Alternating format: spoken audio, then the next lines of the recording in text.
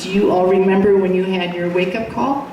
The first one that led you to the understanding that the world was imperfect, damaged, maybe unjust. My first wake-up call happened when I was 17 years old. I was a freshman at the university.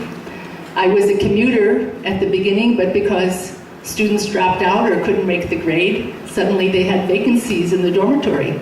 And I had an opportunity to, instead of traveling an hour each way, to live on campus.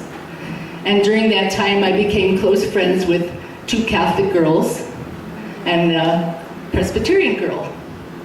And I come from a Jewish background, and I had met non-Jews before, but they became really close, tight friends of mine. And at the end of the year, we were told that there would be a lottery. And we would choose numbers, and whoever got the number closest to 1 would have first choice in housing. And I drew number 2. Wow. That means I'd be the second one able to choose where we would live. And in Chicago, my hometown, winters were vicious sometimes. And so I thought, okay, so we'll choose the housing closest to where most of the classes are. So my prospective roommates were overjoyed until the house mother, where we were living, said to them, you know, you better find another roommate. And they said, why? Well, because Ruth won't be allowed to live here on campus. And they said, well, why not? They said, well, she said, well, just find someone else. And then it was my turn to talk to her, and I said, wow, I have number 2, I get to choose right away. And she said, well, Ruth, I think it would be better if you made an appointment with the head of housing. And I said, why is that? And she said, well, she was too embarrassed to tell me. She said, he'll explain it to you. So I went into his office. Now, those of you who've had wake-up calls, you can probably recall every detail of what his circumstance was like. I remember the wallpaper in his office. I remember where the lamps were. I remember who was sitting at his desk, what color shirt he was wearing. And he said to me, I'm really sorry, but you can't come back and live on campus in the fall. And I said, why not? I have really high grade average. I'm very active in campus activities. He said, well,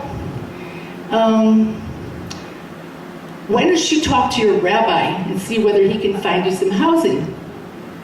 And I said, my rabbi? Why should I talk to my rabbi? He said, well, you know, for dietary reasons and so forth. And I sat there looking, and I thought that the head of housing of the university is worried about what I'm eating. And then it struck me. It was because I was Jewish. There was no other reason.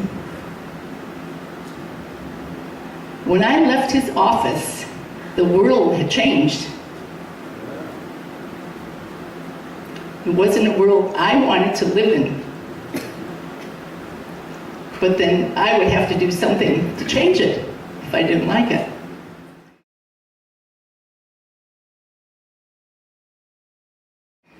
I became a filmmaker, a documentary filmmaker. I worked as a journalist, and I made a film called God and Allah Need to Talk.